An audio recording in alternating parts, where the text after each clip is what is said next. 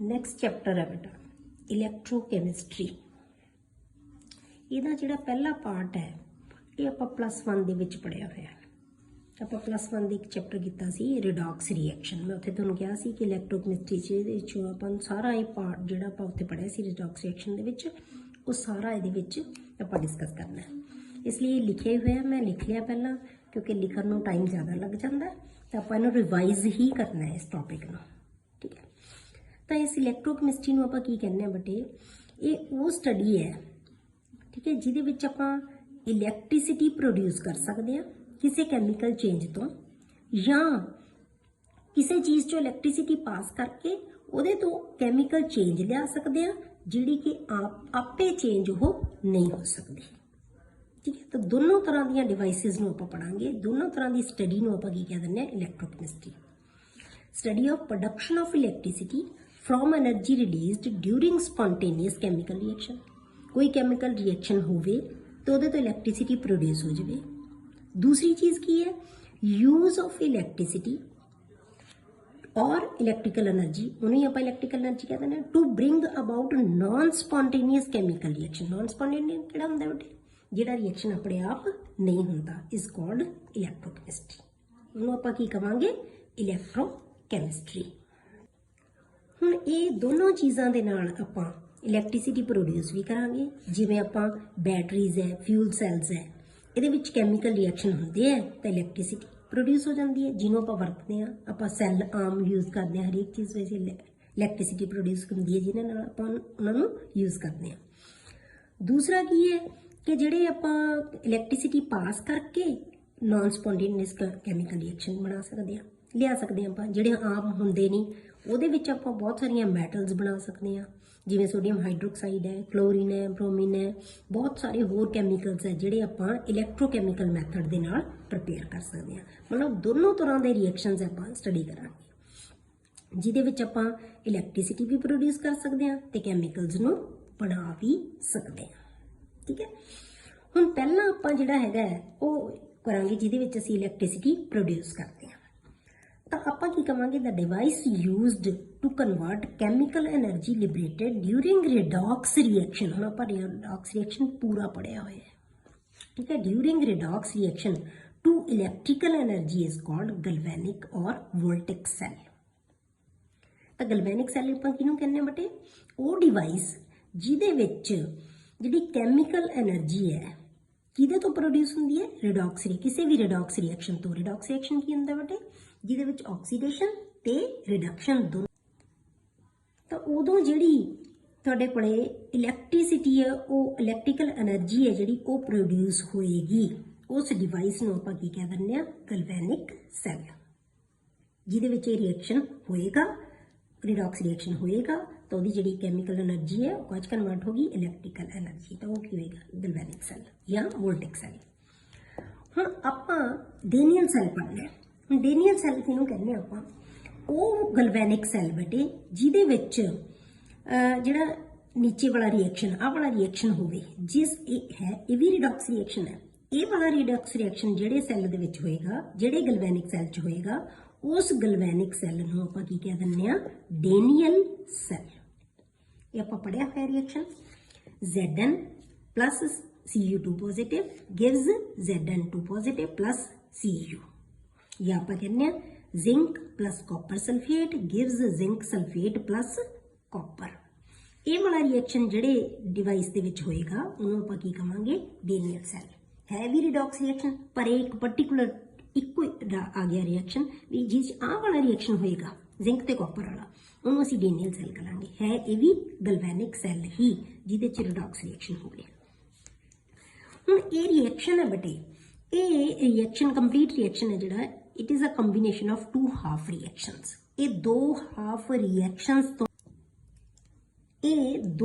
Reactions तो मिलके बनिया होया है। जदों असीं उन्हां दोनों हाफ रिएक्शनस नूं जोड़ दांगे तो साडे कोले की बन जाना है, ओवरऑल रिएक्शन आ जाएगा। ठीक है, वो हाफ रिएक्शन की है बेटे, एक रिएक्शन नूं कहांगे आपां ऑक्सीडेशन हाफ रिएक्शन ते दूजे नूं की कहांगे रिडक्शन हाफ रिएक्शन। क्योंकि सानूं पता है कि ये रिडॉक्स रिएक्शन है तो इस ऑक्सीडेशन ते रिडक्शन होएगी। पहला आपां ऑक्सीडेशन हाफ रिएक्शन लिखांगे, वो की है जिंक अपने को इतों रिएक्शन तो ही पता लग रहा है जिंक का कन्वर्ट हो रहा है Zn2 पॉजिटिव। इसका मतलब की है ये लूज कर रहा है, ऑक्सीडेशन है। कॉपर आयंस का कन्वर्ट हो रहा है, कॉपर इलैक्ट्रॉन गेन कर रहा है, ये की है रिडक्शन। तो जिंक का जोड़ा की है ये ऑक्सीडेशन हाफ रिएक्शन, कॉपर का रिडक्शन हाफ है। इतों ही तुहानूं क्लीयर हो जाएगा। इनू बहुत सौखा बनाना, ये आप बनाए भी हुए है, तुहानूं आउंदा है। आप 1 दे विच ये कीते सी, हाफ रिएक्शन लिखने आउंदे आ तुहानूं। तो जिंक बाय लॉस ऑफ 2 इलैक्ट्रॉन्स की बन गया जिंक पॉजिटिव 2 पॉजिटिव। एक ही आ गया ऑक्सीडेशन हाफ रिएक्शन। दूजा की आ गया तुहाडे कोले कॉपर 2 पॉजिटिव प्लस 2 इलैक्ट्रॉन्स की बन गया कॉपर। ठीक है, तो एक ही बन गया ए सॉलिड सीगा, एक आज कन्वर्ट हो गया एक्वस च, ए एक्वस सीगा, एक आज कन्वर्ट हो गया सॉलिड च। इनू आपां रिडक्शन हाफ रिएक्शन कहांगे। तो ये 2 हाफ रिएक्शन है, दोनों हाफ रिएक्शनस नूं आपां जोड़ांगे तो की बन जाएगा आ रिएक्टेंट्स है, ये प्रोडक्ट्स है। तो की आ गया Zn plus Cl2 positive give. हुण इस रिएक्शन दे विच बेटा जिहड़ी ऑक्सीडेशन है, ऑक्सीडेशन हाफ रिएक्शन हो रहा है जिहड़ा वो कित्थे हो रहा है जिंक इलैक्ट्रोड ते, ते जिहड़ा रिडक्शन हाफ रिएक्शन हो रहा है वो कित्थे हो रहा है कॉपर इलैक्ट्रोड ते। ठीक है, जिंक की ऑक्सीडेशन हो रही है जिंक इलैक्ट्रोड ते होएगा, कॉपर की रिडक्शन हो रही है वो कित्थे होएगा कॉपर इलैक्ट्रोड ते होएगा। हुण ये जिहड़े हाफ रिएक्शन है दोने बेटे ये इस सैल दे 2 अलग-अलग पोर्शनस दे विच आउंदे हैं, अलग-अलग हिस्सियां दे विच आउंदे हैं। उन्हां नूं असीं हाफ सैल कह दिंदे हां। जिस हिस्से च या जिस हाफ सैल च ऑक्सीडेशन होएगी उन्होंने असीं ऑक्सीडेशन हाफ सैल कह दिंदे हां। जिहदे च रिडक्शन होएगी उन्होंने असीं रिडक्शन हाफ सैल कह दिंदे हां। मतलब की है जिहदे विच आपां एक पासे जिंक रॉड लै लई, जिंक सल्फेट के सोल्यूशन च डिप करती, वो ऑक्सीडेशन हाफ सैल बन गया। दूजे च आपां की कीता जिवें आपां इत्थे लिया होया, दूजे च आपां की कीता कॉपर सल्फेट का सोल्यूशन ले लिया, उस कॉपर रॉड की डिप करती, तो ये बन गया कॉपर। ये हाफ सैल हो गया कि रिडक्शन हाफ सैल। आ एक हाफ सैल है, ये दूजा हाफ सैल है, ये 2 हाफ सैल बन के एक पूरा सैल बन गया। ठीक है, इन्हों असीं हाफ सैल कह दिंदे हां जिस हाफ रिएक्शनस होंदे हैं, या इन्हों रिडॉक्स कपल्स भी कहते हैं। रिडॉक्स कपल तो बिना ये सैल वर्क नहीं करेगा, दोनों होणगे तां ही सैल है जिहड़ा प्रॉपर वर्क करेगा। हुण बेटे डेनियल सैल के पैटर्न ते आपां होर बहुत सारे जिहड़े गैल्वेनिक सैल है जिहड़े बना सकते हैं। जी आपां जिहड़ा रिडॉक्स रिएक्शन जिन्ना कैमिकल्स दे विच हो रहा है उन्हां दे कॉम्बीनेशन नूं आपां चेंज कर लईए। Many other galvanic cells can be prepared on the pattern of Daniell cell by using combination of different half cells. Half cell है जिहड़े अलग-अलग हो जाण। जे हुण आपां इहदे विच Daniell cell च की लिया सी zinc sulphate dipped in zinc sulphate solution, copper और dipped in copper sulphate solution. आपां चेंज कर दिए, सपोज करो एक पासे आपां निकल सल्फेट के सोल्यूशन दे विच निकल रॉड ले ली, दूजे पासे जिंक सल्फेट के सोल्यूशन जिंक रॉड ले ली, या आपां ले लिया एक पासे आपां कॉपर ले लिया, एक पासे आपां सिल्वर ले लिया, ये आपां निकल ते लैड ले लिया, कोई भी मतलब 2 जोड़ के आप अलग अलग जिन्हों के जोड़ा ऑक्सीडेशन ते रिडक्शन जिन्हों हो सके वो आप 2 अलग अलग तरह के हाफ सैल लैके तो कोई भी तरह का गैल्वेनिक सैल बना सकते हैं।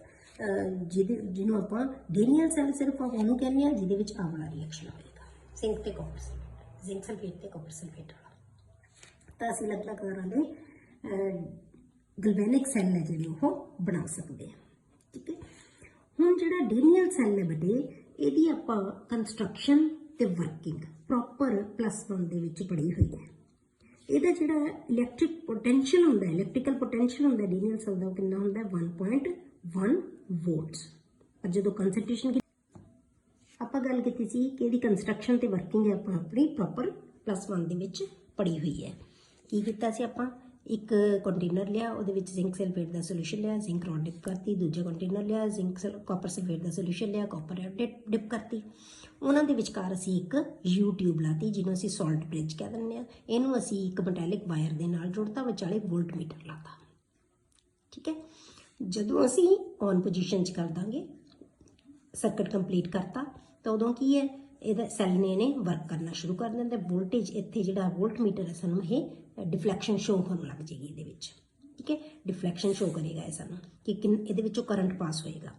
ਹੁਣ ਸਾਨੂੰ पता है कि इस डेनियल सैल ਦੇ ਵਿੱਚ जिंक ਦੇ ਉੱਤੇ ऑक्सीडेशन ਹੁੰਦੀ है तो कॉपर ਦੇ ਉੱਤੇ रिडक्शन ਹੁੰਦੀ है। ਜਿਹੜਾ ਇਹਦੀ ਬਾਈ ਕਨਵੈਨਸ਼ਨ ਆਪਾਂ ਜਿਹੜਾ ਆਹ ਵਾਲਾ ਹਾਫ ਸੈੱਲ ਹੈ ਇਹਨੂੰ ਅਸੀਂ ਹਮੇਸ਼ਾ ਲੈਫਟ ਸਾਈਡ ਤੇ ਰੱਖਣਾ ਹੈ, ਆਕਸੀਡੇਸ਼ਨ ਹਾਫ ਸੈੱਲ ਜਿਹਨੂੰ ਅਸੀਂ ਐਨੋਡ ਕਹਿੰਦੇ ਆ, ਤੇ ਰਿਡਕਸ਼ਨ ਹਾਫ ਸੈੱਲ ਹੈ ਜਿਹੜਾ ਬੇਟੇ ਉਹਨੂੰ ਆਪਾਂ ਹਮੇਸ਼ਾ ਰਾਈਟ ਸਾਈਡ ਤੇ ਲਿਖਣਾ ਹੈ, ਜਿਹਨੂੰ ਅਸੀਂ ਕੈਥੋਡ ਕਹਿੰਦੇ ਆ। ਇਹ ਬਾਈ ਕਨਵੈਨਸ਼ਨ ਡੇਨੀਅਲ ਸੱਚੀ ਹੈ, ਇਹ ਰੱਖਣਾ ਹੀ ਹੈ, ਇਹ ਰੂਲ ਹੀ ਹੈ ਕਿ ਇਹਨੂੰ ਅਸੀਂ ਲੈਫਟ ਸਾਈਡ ਤੇ ਰੱਖਦੇ ਆ, ਇਹਨੂੰ ਅਸੀਂ ਰਾਈਟ ਸਾਈਡ ਤੇ। ਇਹ ਨੈਗੇਟਿਵ ਇਲੈਕਟ੍ਰੋਡ ਹੈ, ਇਹ ਪੋਜ਼ਿਟਿਵ ਇਲੈਕਟ੍ਰੋਡ ਹੈ। ਕਲੀਅਰ।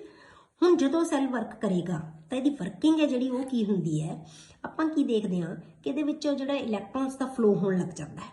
ਇਲੈਕਟ੍ਰੋਨ ਫਲੋ ਕਰਦੇ ਆ ਫਰੋਮ ਜ਼ਿੰਕ ਰੋਡ, ਤੇ ਇਲੈਕਟ੍ਰੋਨ ਦਾ ਫਲੋ ਹੈ ਜਿਹੜਾ ਉਹ ਕਿੱਥੋਂ ਹੁੰਦਾ ਹੈ, from zinc rod to copper rod. ਪਰ ਸਾਨੂੰ ਪਤਾ ਹੈ ਕਿ ਬਾਈ ਕਨਵੈਨਸ਼ਨ ਅਸੀਂ ਜਾਣਦੇ ਹਾਂ ਕਿ ਇਲੈਕਟ੍ਰੋਨ ਦੇ ਫਲੋ ਤੋਂ ਉਲਟ ਕਰੰਟ ਦਾ ਫਲੋ ਹੁੰਦਾ ਹੈ, ਤਾਂ ਫਿਰ ਕਰੰਟ ਜਿਹੜਾ ਹੈਗਾ ਫਲੋ ਕਿੱਧਰੋਂ ਕਰੇਗਾ, copper rod to zinc rod. ਤਾਂ ਪਹਿਲੀ ਸਾਡੇ ਕੋਲੇ ਕੀ ਕੰਡੀਸ਼ਨ ਆ ਗਈ ਕਿ electrons flow from zinc to copper rod and hence current flows from copper to zinc. Clear.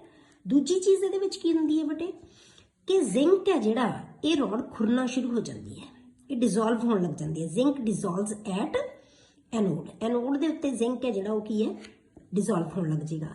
ਦੂਜੇ ਪਾਸੇ ਕੀ ਹੁੰਦਾ ਹੈ, ਕਾਪਰ ਹੈ ਜਿਹੜਾ ਉਹ ਡਿਪੋਜ਼ਿਟ ਹੋਣ ਲੱਗ ਜਾਂਦਾ ਹੈ ਔਨ ਕੈਥੋਡ, ਕੈਥੋਡ ਦੇ ਉੱਤੇ ਕਾਪਰ ਹੈ ਜਿਹੜਾ ਉਹ ਜੰਮਣ ਲੱਗ ਜਾਂਦਾ ਹੈ।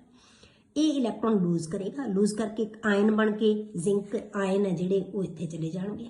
ਠੀਕ ਹੈ, ਜ਼ਿੰਕ ਆਇਨ ਬਣ ਕੇ ਇੱਧਰ ਆਈ ਜਾਣਗੇ। ਇਲੈਕਟ੍ਰੋਨ ਛੱਡੇਗਾ, ਇਲੈਕਟ੍ਰੋਨ ਇੱਥੋਂ ਦੀ ਫਲੋ ਕਰਕੇ ਇੱਧਰ ਆ ਜਾਣਗੇ।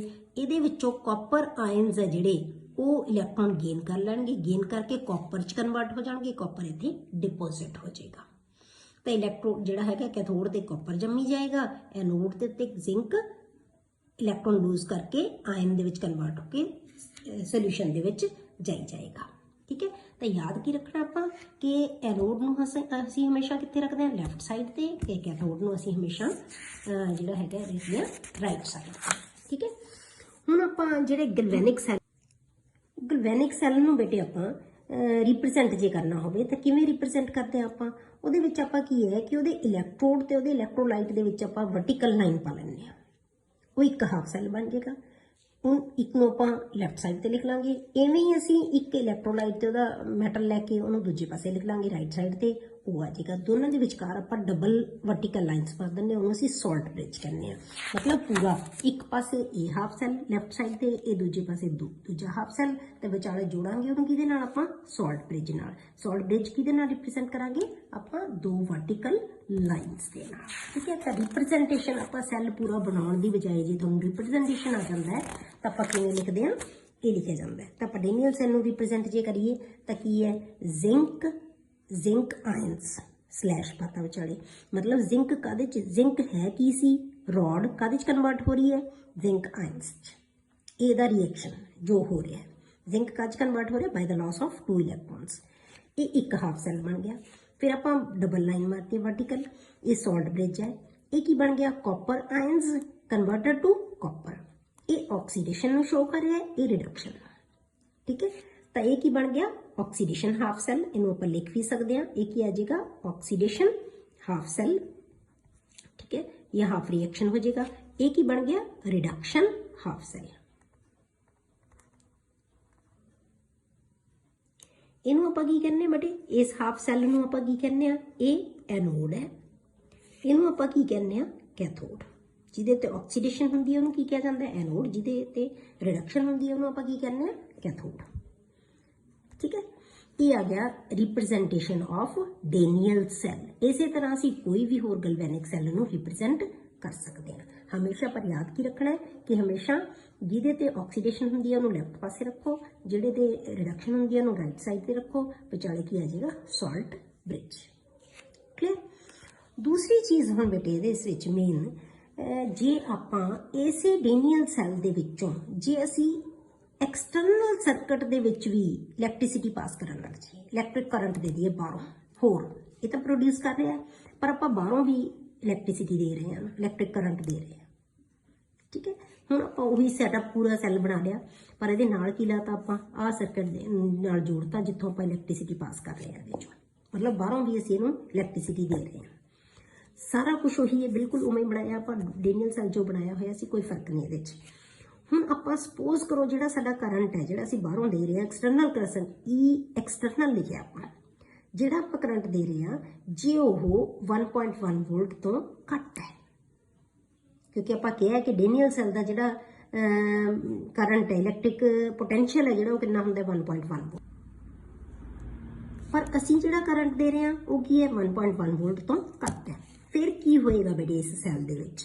ਆਪਾਂ ਬਾਰ-ਬਾਰ ਨਹੀਂ ਬਣਾਵਾਂਗੇ, ਇੱਕ ਵਾਰ ਬਣਾ ਲਿਆ ਇਹਨੂੰ, ਪਰ ਬਸ ਦੱਸਾਂਗੇ ਕੰਡੀਸ਼ਨਸ ਕਿਹੜੀਆਂ। ਸਭ ਤੋਂ ਪਹਿਲੀ ਕੰਡੀਸ਼ਨ ਹੈ ਇਫ E ਐਕਸਟਰਨਲ ਹੈ, ਜਿਹੜਾ ਐਕਸਟਰਨਲ ਪੋਟੈਂਸ਼ੀਅਲ ਹੈ ਜਿਹੜਾ, ਉਹ ਕੀ ਹੈ 1.1 ਵੋਲਟ ਤੋਂ ਘੱਟ ਹੈ।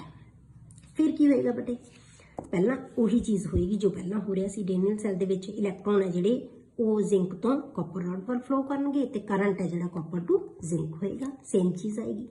ਦੂਜੀ ਚੀਜ਼ ਕੀ ਸੀ? ਜ਼ਿੰਕ ਡਿਸੋਲਵ ਹੋਏਗਾ, ਜ਼ਿੰਕ ਆਇਨ 'ਚ ਕਨਵਰਟ ਹੋ ਜਾਏਗਾ, ਸੋਲੂਸ਼ਨ 'ਚ ਜਾਣਗੇ ਤੇ ਕੈਥੋਡ ਦੇ ਉੱਤੇ ਕੀ ਹੋਏਗਾ? ਕਾਪਰ ਆਇਨਸ ਦੇ ਵਿੱਚੋਂ ਇਲੈਕਟ੍ਰੋਨ ਗੇਨ ਕਰਕੇ ਕਾਪਰ ਤੇ ਡਿਪੋਜ਼ਿਟ ਹੋ ਜਾਣਗੇ, ਕਾਪਰ ਦੀ ਫਾਰਮ ਦੇ ਵਿੱਚ ਡਿਪੋਜ਼ਿਟ ਹੋਣਗੇ ਐਟ ਕੈਥੋਡ। ਐਨੋਡ ਤੇ ਜ਼ਿੰਕ ਡਿਸੋਲਵ ਹੋਏਗਾ, ਕੈਥੋਡ ਤੇ ਕਾਪਰ ਡਿਪੋਜ਼ਿਟ ਹੋਏਗਾ। ਸੇਮ ਚੀਜ਼ ਜੋ ਅਸੀਂ ਪਹਿਲਾਂ ਡੇਨੀਅਲ ਸੈੱਲ 'ਚ ਕੀਤਾ ਸੀ, ਮਤਲਬ ਇਹ 'ਚ ਕੋਈ ਫਰਕ ਹੀ ਨਹੀਂ ਪੈਣਾ ਜੇ ਅਸੀਂ ਐਕਸਟਰਨਲ ਕਰੰਟ ਪਾਸ ਕਰ ਰਹੇ ਹਾਂ ਜਾਂ ਨਹੀਂ ਕਰ ਰਹੇ। ਠੀਕ ਹੈ। ਦੂਜੀ ਚੀਜ਼ ਕੀ ਹੋਈ ਬੇਟੇ? ਹੁਣ ਆਪਾਂ ਕੀ ਕੀਤਾ ਕਿ ਜੇ ਅਸੀਂ ਕਰੰਟ ਬਾਹਰੋਂ ਦੇ ਰਹੇ ਹਾਂ ਉਹ ਐਗਜ਼ੈਕਟ ਉਨਾ ਹੀ ਹੈ ਜਿੰਨਾ ਇਹ ਸੀ, 1.1 ਵੋਲਟ ਆ ਗਿਆ। ਇਫ ਐਕਸਟਰਨਲ ਜਿਹੜਾ ਹੈਗਾ ਸਾਡੇ ਕੋਲੇ ਪੋਟੈਂਸ਼ੀਅਲ ਹੈ ਉਹ ਕਿਹਦੇ ਬਰਾਬਰ ਹੈ? 1.1 ਵੋਲਟ ਦੇ ਬਰਾਬਰ ਹੈ, ਸੇਮ ਹੈ, ਉਨਾ ਹੀ ਹੈ। ਫਿਰ ਕੀ ਹੋਏਗਾ ਬੇਟੇ? ਨੋ ਫਲੋ ਆਫ ਇਲੈਕਟ੍ਰੋਨ ਔਰ ਕਰੰਟ। ਇਲੈਕਟ੍ਰੋਨ ਨਹੀਂ ਫਲੋ ਕਰਨਗੇ ਤਾਂ ਕਰੰਟ ਕੋਈ ਨਹੀਂ ਹੋਏਗਾ। ਨੋ ਕੈਮੀਕਲ ਰਿਐਕਸ਼ਨ ਅਕਰਸ, ਤੇ ਉਹਦੇ ਤੇ ਕੋਈ ਕੈਮੀਕਲ ਰਿਐਕਸ਼ਨ ਵੀ, ਮਤਲਬ ਕੀ ਹੋਇਆ ਕਿ ਸੈੱਲ ਹੈ ਜਿਹੜਾ ਉਹ ਵਰਕ ਕਰਨਾ ਬੰਦ ਕਰ ਦੇਗਾ, ਰੁਕ ਜਾਏਗਾ, ਕੋਈ ਰਿਐਕਸ਼ਨ ਨਹੀਂ ਹੋਏਗਾ, ਕੋਈ ਇਲੈਕਟ੍ਰੋਨ ਦਾ ਫਲੋ ਨਹੀਂ ਹੋਏਗਾ, ਕੋਈ ਇਲੈਕਟ੍ਰਿਸਿਟੀ ਪ੍ਰੋਡਿਊਸ ਨਹੀਂ ਹੋਏਗੀ। ਤੀਸਰੀ ਕੰਡੀਸ਼ਨ ਕੀ ਹੈ ਬੇਟੇ? ਜੇ ਆਪਾਂ ਐਕਸਟਰਨਲ ਜਿਹੜਾ ਪੋਟੈਂਸ਼ੀਅਲ ਹੈ ਉਹਨੂੰ ਵਧਾਤਾ 1.1 ਵੋਲਟ ਤੋਂ ਉਹ ਜ਼ਿਆਦਾ ਹੈ, ਹੁਣ ਆਪਾਂ ਜ਼ਿਆਦਾ ਇਲੈਕਟ੍ਰਿਸਿਟੀ ਪਾਸ ਕਰਤੀ, ਹੁਣ ਕੀ ਹੋਏਗਾ? ਹੁਣ ਸੈੱਲ ਦੁਬਾਰਾ ਫਿਰ ਵਰਕ ਕਰਨਾ ਸ਼ੁਰੂ ਕਰ ਦੇਗਾ। ਪਹਿਲਾਂ ਵੀ ਵਰਕ ਕਰ ਰਿਹਾ ਸੀ, ਹੁਣ ਫਿਰ ਵਿਚਕਾਰ ਦੀ ਰੁਕ ਗਿਆ, ਜਦੋਂ ਐਕਸਟਰਨਲ ਕਰੰਟ ਬਰਾਬਰ ਸੀ ਹੋ ਗਏ ਦੋਨੋਂ ਕਰੰਟ, ਉਦੋਂ ਰੁਕ ਗਿਆ। ਹੁਣ ਫਿਰ ਵਰਕ ਕਰਨਾ ਸ਼ੁਰੂ ਕਰ ਦੇਗਾ but in the opposite direction, ਪਰ ਹੁਣ ਆਪੋਜ਼ਿਟ ਡਾਇਰੈਕਸ਼ਨ ਚ ਹੋਏਗਾ। ਆਪੋਜ਼ਿਟ ਡਾਇਰੈਕਸ਼ਨ ਦਾ ਮਤਲਬ ਕੀ ਹੋਇਆ ਬੇਟੇ? ਸਾਰਾ ਕੁਝ ਉਲਟ ਹੋ ਜਾਏਗਾ। ਜੋ ਆਪਾਂ ਕਿਹਾ ਸੀ flow of electron from zinc to copper, ਹੁਣ ਕੀ ਹੈ? ਉਲਟ ਹੋਣਗੇ, ਫਰੋਮ ਕਾਪਰ ਟੂ ਜ਼ਿੰਕ। ਹੁਣ ਇਹਦੇ ਉੱਤੇ ਆਕਸੀਡੇਸ਼ਨ ਹੋਏਗੀ, ਇਹਦੇ ਤੇ ਰਿਡਕਸ਼ਨ ਹੋ ਰਹੀ ਹੈ। ਇਹ ਇਲੈਕਟ੍ਰੋਨ ਲੂਜ਼ ਕਰੇਗਾ, ਇਲੈਕਟ੍ਰੋਨ ਗੇਨ ਕਰੇਗਾ। ਕਰੰਟ ਦਾ ਫਲੋ ਕੀ ਹੋਏਗਾ? ਇਸ ਤੋਂ ਉਲਟ ਹੋ ਜਾਏਗਾ। ਪਹਿਲਾਂ ਕਰੰਟ ਕਾਪਰ ਟੂ ਜ਼ਿੰਕ ਸੀ, ਹੁਣ ਕਰੰਟ ਜ਼ਿੰਕ ਟੂ ਕਾਪਰ ਹੋ ਜਾਏਗਾ। ਠੀਕ ਹੈ, ਉਲਟ ਹੋ ਗਈਆਂ ਦੋਨੇ ਚੀਜ਼ਾਂ। ਆਪਾਂ ਕਿਹਾ ਸੀ ਜ਼ਿੰਕ ਡਿਸੋਲਵ ਹੋ ਰਿਹਾ, ਤਾਂ ਹੁਣ ਇੱਥੇ ਕੀ ਹੋਏਗਾ? ਕਾਪਰ ਡਿਸੋਲਵ ਹੋਏਗਾ ਪਰ ਜ਼ਿੰਕ ਡਿਪੋਜ਼ਿਟ ਹੋਏਗਾ। ਮਤਲਬ ਕੀ ਹੋਇਆ ਬੇਟੇ? ਜਿਹੜੇ ਕੈਮੀਕਲਸ ਪਹਿਲਾਂ ਇਹਦੇ ਵਿੱਚ ਖਤਮ ਹੋ ਰਹੇ ਸੀ, ਜ਼ਿੰਕ ਖੁਰੀ ਜਾ ਰਿਹਾ ਸੀ, ਖਤਮ ਹੋ ਰਿਹਾ ਸੀ, ਠੀਕ ਹੈ, ਉਹ ਜ਼ਿੰਕ ਬਣਨਾ ਸ਼ੁਰੂ ਹੋ ਜਾਏਗਾ। ਪਹਿਲਾਂ ਕਾਪਰ, ਮਤਲਬ ਪੂਰੇ ਦਾ ਪੂਰਾ ਜਿਹੜਾ ਰਿਐਕਸ਼ਨ ਹੈ ਉਹ ਕੀ ਹੋ ਜਾਏਗਾ? ਉਲਟ ਹੋ ਜਾਏਗਾ। ਤਾਂ ਹੁਣ ਆਪਾਂ ਕੀ ਕਵਾਂਗੇ? ਇਹਦੇ ਵਿੱਚ electron flows from copper to zinc and current flows from zinc to copper. Zinc deposit at this electrode या zinc electrode and copper dissolved at copper electrode, ਉਹ copper electrode ਦੇ ਉੱਤੇ dissolve ਹੋਏਗਾ। ਤਾਂ ਇਹ ਹੈ ਜਿਹੜਾ ਤੀਸਰੀ ਕੰਡੀਸ਼ਨ ਆ ਗਈ, ਜਦੋਂ if external potential is greater than 1.1 volt. ਤਾਂ ਇਹ ਤੁਹਾਡੇ ਕੋਲੇ ਆ ਚੀਜ਼ਾਂ ਆ ਗਈਆਂ। ਤਾਂ ਹੁਣ ਸੈੱਲ ਹੈ ਜਿਹੜਾ ਉਹਨੂੰ ਆਪਾਂ ਕੀ ਕਹਿ ਦਿੰਦੇ ਆ? ਜਿਹੜਾ ਆਪੋਜ਼ਿਟ ਡਾਇਰੈਕਸ਼ਨ ਦੇ ਵਿੱਚ ਕੰਮ ਕਰਨ ਲੱਗ ਪਿਆ ਉਸ ਸੈੱਲ ਨੂੰ ਆਪਾਂ ਹੁਣ ਕੀ ਕਹਿ ਦੇਣਗੇ? ਇਲੈਕਟ੍ਰੋਲਿਟਿਕ ਸੈੱਲ। ਜਿਹੜਾ ਸਾਡਾ ਗਲਵੈਨਿਕ ਸੈੱਲ ਸੀ ਹੁਣ ਉਹ ਕਾਹਦੇ 'ਚ ਕਨਵਰਟ ਹੋ ਗਿਆ? ਇਲੈਕਟ੍ਰੋਲਿਟਿਕ ਸੈੱਲ 'ਚ ਬਦਲ ਗਿਆ। ਮਤਲਬ ਕੀ ਹੈ? ਪਹਿਲਾਂ ਸੀ ਕਿ ਕੈਮੀਕਲ ਚੇਂਜ ਹੋ ਰਹੀ ਸੀ ਤੇ ਇਲੈਕਟ੍ਰਿਸਿਟੀ ਪ੍ਰੋਡਿਊਸ ਹੋ ਰਹੀ ਸੀ। ਹੁਣ ਕੀ ਹੋ ਰਿਹਾ ਬੇਟੇ? ਕਿ ਇਲੈਕਟ੍ਰਿਸਿਟੀ ਪਾਸ ਹੋ ਰਹੀ ਹੈ ਤੇ ਕੈਮੀਕਲ ਚੇਂਜ ਹੋ ਰਹੀ ਹੈ। ਮਤਲਬ ਕੀ ਹੈ? ਕਦੇ ਵੀ ਕਾਪਰ ਤੇ ਜ਼ਿੰਕ ਜਿਹੜੇ ਆਪਸ ਦੇ ਵਿੱਚ ਰਿਐਕਟ ਕਰਦੇ ਆ, ਇਹ ਇਸ ਤੋਂ ਉਲਟ ਜਿਹੜਾ ਹੈਗਾ ਰਿਐਕਸ਼ਨ ਇਹਨਾਂ ਦੇ ਵਿੱਚ ਪੋਸੀਬਲ ਨਹੀਂ ਹੋ ਸਕਦਾ। ਜੇ ਆਪਾਂ ਕਹੀਏ copper plus zinc ions gives zinc plus copper ions, ਇਹ ਰਿਐਕਸ਼ਨ ਕਦੇ ਵੀ ਨਹੀਂ ਹੋਏਗਾ। ਇਹ ਨਾਨ ਸਪੌਂਟੇਨੀਅਸ ਰਿਐਕਸ਼ਨ ਹੈ। ਜੇ ਆਪਾਂ ਇਹਨੂੰ ਉਲਟ ਪਾਸੇ ਲੈ ਲਈਏ ਤਾਂ ਇਹ ਉਲਟ ਪਾਸੇ ਰਿਐਕਸ਼ਨ ਚੱਲ ਪਏਗਾ। ਇਹ ਨਾਨ ਸਪੌਂਟੇਨੀਅਸ ਰਿਐਕਸ਼ਨ ਹੈ, ਇਹ ਰਿਐਕਸ਼ਨ ਹੋ ਜਾਏਗਾ। ਤਾਂ ਜਦੋਂ ਇਹ ਰਿਐਕਸ਼ਨ ਹੋਏਗਾ ਇਹਦਾ ਮਤਲਬ ਕੀ ਹੋਇਆ ਬੇਟੇ? ਕਿ ਇਲੈਕਟ੍ਰਿਸਿਟੀ ਪਾਸ ਕਰਨ ਨਾਲ ਨਾਨ ਸਪੌਂਟੇਨੀਅਸ ਰਿਐਕਸ਼ਨ ਹੈ ਜਿਹੜਾ ਉਹ ਸਪੌਂਟੇਨੀਅਸ ਬਣ ਗਿਆ। ਤਾਂ ਉਹਨੂੰ ਆਪਾਂ ਕੀ ਕਹਿੰਦੇ ਆ? ਇਲੈਕਟ੍ਰੋਲਿਟਿਕ ਸੈੱਲ। ਤਾਂ ਦੋ ਤਰ੍ਹਾਂ ਦੇ ਸੈੱਲ ਆਪਾਂ ਇਹਦੇ ਵਿੱਚ ਪੜ੍ਹਨੇ ਆ। ਪਹਿਲਾਂ ਆਪਾਂ ਗਲਵੈਨਿਕ ਸੈੱਲਸ ਸੀਗੇ ਤੇ ਦੂਜਾ ਕੀ ਆ ਗਿਆ ਇਲੈਕਟ੍ਰੋਲਾਈਟਿਕ ਸੈੱਲ। ਤਾਂ ਹੁਣ ਜਿਵੇਂ ਸਾਡੀਆਂ ਬੈਟਰੀਜ਼ ਹੁੰਦੀਆਂ ਤਾਂ ਆਪਾਂ ਕਈ ਸੈੱਲ ਤਾਂ ਹੈ ਜੇ ਆਪਾਂ ਯੂਜ਼ ਕੀਤੇ ਤੇ ਆਪਾਂ ਸੁੱਟ ਦਿੰਦੇ ਆ, ਖਤਮ ਹੋ ਗਏ, ਆਪਾਂ ਕਹਿੰਦੇ ਵੀ ਹੁਣ ਫੰਕਸ਼ਨ ਕਰਨਾ ਬੰਦ ਹੋ ਗਿਆ। ਇਹਦਾ ਮਤਲਬ ਕੀ ਹੋਇਆ ਕਿ ਉਸ ਸੈੱਲ ਦੇ ਵਿੱਚ ਇਹ ਸਾਰੇ ਕੈਮੀਕਲਸ ਸੀ ਜਿਹੜੇ ਉਹ ਕੀ ਹੋ ਗਏ, ਖਤਮ ਹੋ ਗਏ। ਜ਼ਿੰਕ ਸਾਰਾ ਖਤਮ ਹੋ ਗਿਆ, ਹੋਰ ਹੈ ਹੀ ਨਹੀਂ, ਖੁਰੇਗਾ ਕੀ, ਇਹ ਤਾਂ ਡਿਪੋਜ਼ਿਟ ਹੋ ਰਿਹਾ, ਇਹ ਖਤਮ ਹੋ ਗਿਆ ਤੇ ਸੈੱਲ ਵਰਕ ਕਰਨਾ ਬੰਦ ਕਰ ਦੇਗਾ। ਠੀਕ ਹੈ, ਪਰ ਹੁਣ ਆਪਾਂ ਕੀ ਕਰਦੇ ਹਾਂ, ਆਪਾਂ ਸਾਡੇ ਜਿਹੜੀਆਂ ਡਿਵਾਈਸਿਸ ਅਸੀਂ ਯੂਜ਼ ਕਰਦੇ ਹਾਂ, ਬਹੁਤ ਸਾਰੇ ਸੈੱਲ ਇਹੋ ਜਿਹੇ ਹੁੰਦੇ ਆ ਜਾਂ ਕੈਮੀਕਲ ਜਿਹੜੇ ਇਲੈਕਟ੍ਰੀਕਲ ਅਪਲਾਈਐਂਸਿਸ ਹੁੰਦੇ ਆ ਜਿਨ੍ਹਾਂ ਨੂੰ ਆਪਾਂ ਰੀਚਾਰਜ ਕਰ ਲੈਂਦੇ ਹਾਂ, ਬੈਟਰੀਜ਼ ਨੂੰ ਚਾਰਜ ਕਰ ਲੈਂਦੇ ਹਾਂ। ਆਪਾਂ ਕੀ ਕਰਦੇ ਹਾਂ ਉਹਦੇ ਵਿੱਚ, ਜਦੋਂ ਅਸੀਂ ਚਾਰਜ ਕਰਦੇ ਹਾਂ ਤਾਂ ਅਸੀਂ ਬਾਹਰੋਂ ਉਹਨੂੰ ਇਲੈਕਟ੍ਰਿਸਿਟੀ ਪਾਸ ਕਰਨ ਲੱਗ ਜਾਂਦੇ ਹਾਂ ਉਹਦੇ ਵਿੱਚ। ਤਾਂ ਉਹ ਕੀ ਹੁੰਦੇ ਆ ਬੇਟੇ, ਜਿਹੜੇ ਗਲਵੈਨਿਕ ਸੈੱਲ ਸੀ ਉਹ ਅੱਜ ਕਨਵਰਟ ਹੋ ਗਏ ਇਲੈਕਟ੍ਰੋਲਾਈਟਿਕ ਸੈੱਲ ਸੀ, ਤਾਂ ਦੁਬਾਰਾ ਉਹੀ ਚੀਜ਼ਾਂ ਜੋ ਖਤਮ ਹੋ ਗਈਆਂ ਸੀ ਦੁਬਾਰਾ ਬਣ ਗਈਆਂ। ਜਦੋਂ ਬਣ ਗਈਆਂ ਤਾਂ ਅਸੀਂ ਫਿਰ ਕੀ ਹੈ, ਉਹਨੂੰ ਚਾਰਜ ਤੋਂ ਲਾਵਾਂਗੇ, ਫਿਰ ਅਸੀਂ ਉਹਨੂੰ ਐਜ਼ ਗਲਵੈਨਿਕ ਸੈੱਲ ਹੈ ਜਿਹੜਾ ਉਹ ਫਿਰ ਯੂਜ਼ ਕਰ ਸਕਦੇ ਹਾਂ। ਜਾਂ ਆਪਾਂ ਦੂਸਰਾ ਸੈੱਲ ਜਿਹਨੂੰ ਆਪਾਂ ਕਹਿ ਸਕਦੇ ਹਾਂ ਕਿ ਉਹ ਡਿਵਾਈਸ ਬਣ ਜਾਏਗੀ ਜਿਹੜੀ ਕੈਮੀਕਲ એનર્ਜੀ ਨੂੰ ਇਲੈਕਟ੍ਰੀਕਲ એનર્ਜੀ ਦੇ ਵਿੱਚ ਕਨਵਰਟ ਕਰ ਸਕਦਾ।